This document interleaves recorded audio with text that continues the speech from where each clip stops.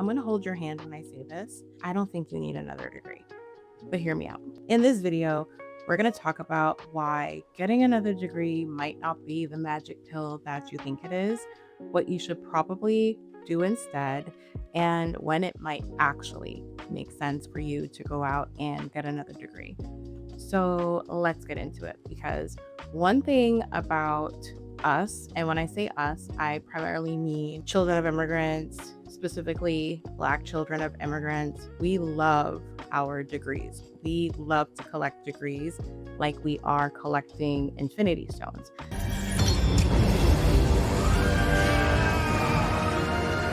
And I think for a lot of us, the reason for that is because, at least if you're anything like me and my family, education was instilled in us at such a young age. The importance of getting an education was instilled in us in such a young age. For my family, it was seen as a way of getting out of poverty.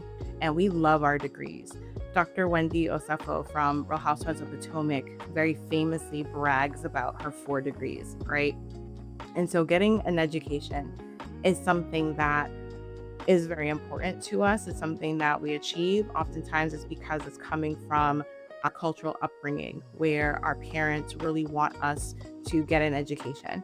Immigrants and children of immigrants always like to joke and say that their parents tell them that they can either be a doctor, a lawyer, or an engineer. That's it. Those are usually the only career options that you have. Give or take a nurse, give or take a teacher, professor, things like that. But typically, doctor, lawyer, engineer, that's it. That's all you get. But somewhere along the way, getting that education is just not given what it's supposed to give anymore. We end up in a situation where we're just collecting degrees because we think it will help us with upwards mobility, and sometimes it does. But I think in today's reality, today's economy, today's political economy, getting a degree no longer guarantees the markers of success that our parents once thought that it did when they pushed us into these careers. For example, I'm a millennial, and I feel like our generation, we were told, get all the degrees, go out and get all the degrees, get all the education. And here's all the money, here's all the student loans, here's all the money to go out and get all that education. Because we were told that the more education we got the bachelors, we got the masters, we got the doctorates, the more education that we had, the more it would guarantee our success. We would get that good job, and we would get those promotions that come with the raises in salary. We'd be able to afford the house with the white picket fence and the dog and the 2.5 children and the luxury car and the vacation and all of these things. And then we would have a 401k with a match, with a pension, and we'd be able to retire, live happily ever after, and finally begin to live our lives. That was the dream that we were sold, especially millennials. That's not really the reality anymore. Nowadays, having an education is definitely helpful, but it's kind of like the TSA pre-check line. If everybody and their mama got a master's, nobody has a master's, right? If the perks of having TSA pre-check are that you get to cut through the line early, but if everybody is also in line cutting early, then what's the point? You know what I mean? And so there's that aspect of it. Another aspect of it is why women in particular are going out and getting these degrees. It's not so much tied to, well, my family told me that education is important. And sometimes it ends up being a crux for something else. And so I really want to dig into that in this episode, because I feel like that's really where people start to get stuck. And so these are the 3 questions that I think you should be asking yourself before you go out and get another degree. The first question that you should be asking yourself is, what problem do I think getting this degree will solve for me? And think about it this way. If you get this degree, do you think that it's going to make you more confident? Do you think that it's going to justify your ability to charge more money for your services, or to be able to get a raise if you are working a traditional 9-to-5? Do you think that this degree is going to make you more qualified, whatever that means, if you don't feel like you're qualified enough as it is? Because if that's what it is, then none of this is about getting a degree to make you more qualified. If anything, this is really about self-trust. Like, it's a self-trust issue. And when you think about getting a degree, you have to realize that getting a degree is going to validate your knowledge. It's going to validate what's in your brain, what you already know. It's not going to get rid of self-doubt. So if that's the reason why you're thinking about getting the degree, you might want to think maybe that's not the vibe that you want to go for. The second question that you should be asking yourself if you're thinking about getting another degree is, am I getting this degree to prepare myself to do the thing that I really want to do? Or am I getting this degree to avoid doing the work? Are you getting this degree because you actually need it to do whatever it is that you want to do, right? So for example, if you are a lawyer and now you want to become a pediatrician, obviously you're going to have to go take whatever tests that you need to take to get into medical school, the MCAT. You're going to have to go to medical school, graduate, get your degree, do your rounds or whatever it takes to get a medical degree to become a doctor, all those things. So that makes sense.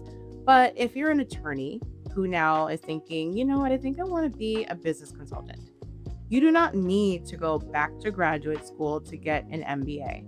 You can go ahead and start consulting already, especially because as attorneys, a lot of the work that we do is issue spotting. A lot of the work that we do is consulting in nature. It's helping people through certain things. So depending on the nature of the consulting work that you are going to be engaging in with your new clients, you might not need to go out and get an MBA or a master's degree in any type of consulting. You might already have the skills and experience from your education and other jobs that you've had in the past to do the new work that it is that you're trying to do.